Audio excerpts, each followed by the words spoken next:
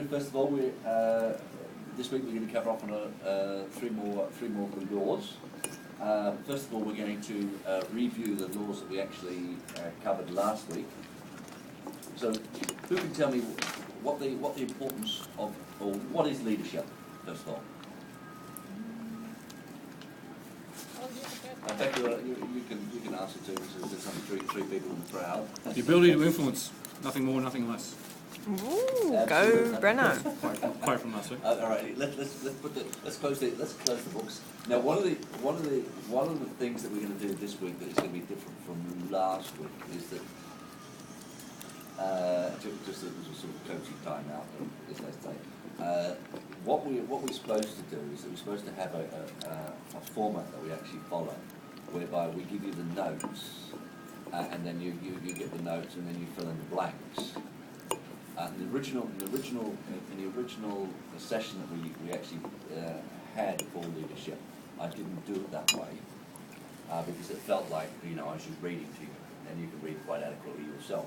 And the feedback I got from last week is that when we did it in the actual prescribed format, it was like I'm just reading to you, and that's you can read, I can read, so that there's not a great lot of value added on that.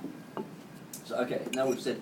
Well, in terms of influence, do we actually, in terms of the accounting firm, do we actually influence our clients? Yes. Absolutely. Mm-hmm. So in terms of leaders, anybody who's actually contacting their clients is a leader.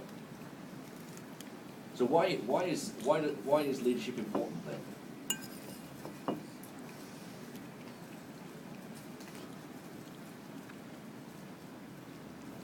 Helps you achieve your goals. Okay. Helps other people achieve their goals. That's it. More importantly, remember going back to influence. We're influencing others. But also when we talked a little bit about the law of the lid. You can remember the law of the lid. In terms of the success of ourselves and the success of our teams, we actually need to develop ourselves as leaders in order to become more effective and therefore have more success. But one of the points that we actually touched on was the fact that to increase our leadership lid, we don't. I think I had from last week where we had somebody that was initially at 1. And then in order to increase his effectiveness and his success, the only way that he can actually do that is to increase his leadership ability. And then, because putting more hours into the day isn't going to work for him. But by actually progressively increasing his leadership ability, that will give him greater success. Now, what did I say about going from 1 to 3? It's not going to happen overnight. Absolutely. That's the law of process, which quite neatly goes on to the first law that we can actually learn today, or the first law that we're actually going to learn today. It's the law of process. And what the law of the process is basically indicating is that the development of ourselves as our leader, the improvement happens day by day. It doesn't actually happen overnight. And in terms of how that actually happens, we actually have to be proactive in that. If I sat at my desk all week, from one week to the next, am I going to become a better leader? No. So if you sit at your desk week by week, are you going to become a better leader without doing something? No. Okay. So we touched on the acronym ACT last week. Apply, change, and teach. In terms of anything that you've done last week, is there anything that you could say that you've actually done in terms of the process of increasing your leadership ability? I did that test. Excellent. Excellent. We'll read the report next. Personal break. Oh, okay. Sorry. It was 112, but I need to read the report. That's Yeah, I was going to say. That's out of 100, that's pretty good. No, 155. What about yourself?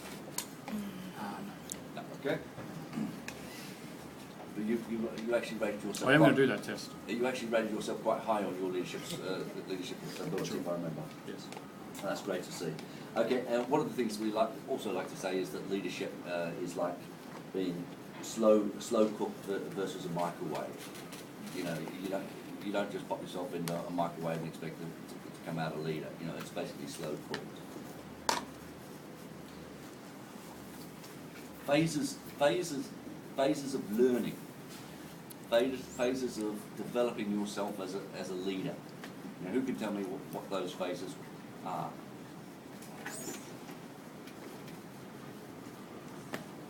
No idea. With all learning, it is the same. Acknowledge where you are right now. Okay, well,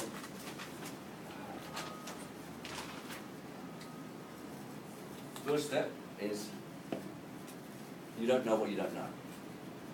So as a leader, first of all, you don't know what you don't know.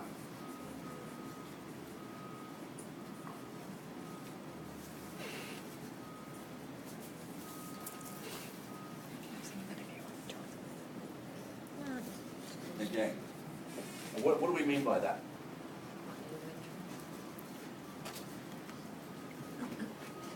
Need to branch out. So you? Need to branch out, find things that you don't know, learn about them, read books, that sort of thing. Well, it basically starts off where you're blissfully ignorant.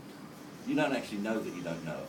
So in terms of if you weren't coming along to the leadership session today, or you weren't, you wouldn't know how important that leadership is. And secondly, you wouldn't, as we're going through and you're actually learning about your leadership, you wouldn't know actually where your weaknesses are.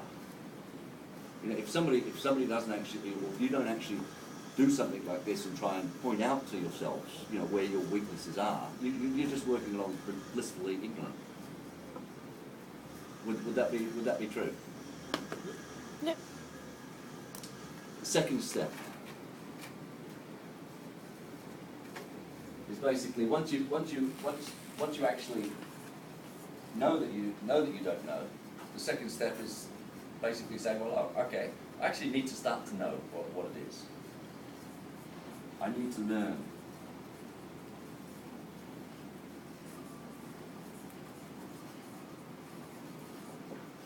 And once you've acknowledged the fact that you actually need to learn in order to improve your leadership, that is a great first step. Because once you've identified the fact that you need to learn, then you start to become motivated to learn. And then what happens? You start to learn. Okay.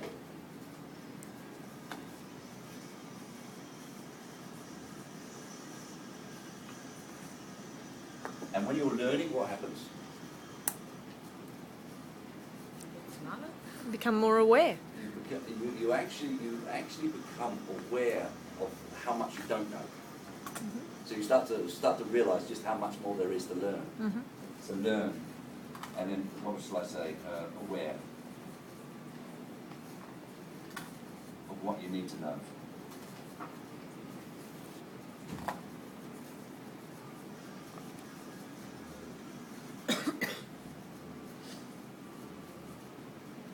And then step number 4.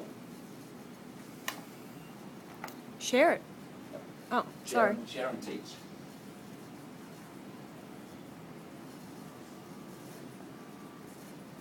As you're becoming more aware and you're developing yourself and you're able to share and teach that knowledge to others, which is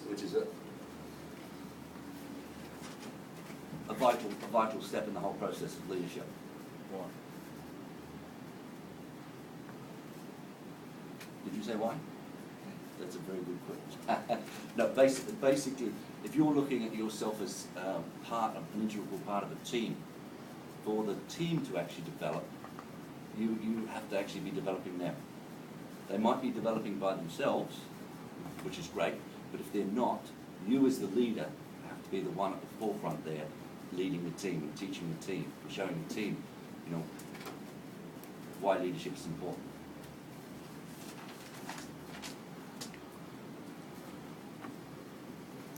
Now, would it be okay with you if I shared with you a personal story? Absolutely. Okay. And it talks about the law of process. Now, and why leadership is important.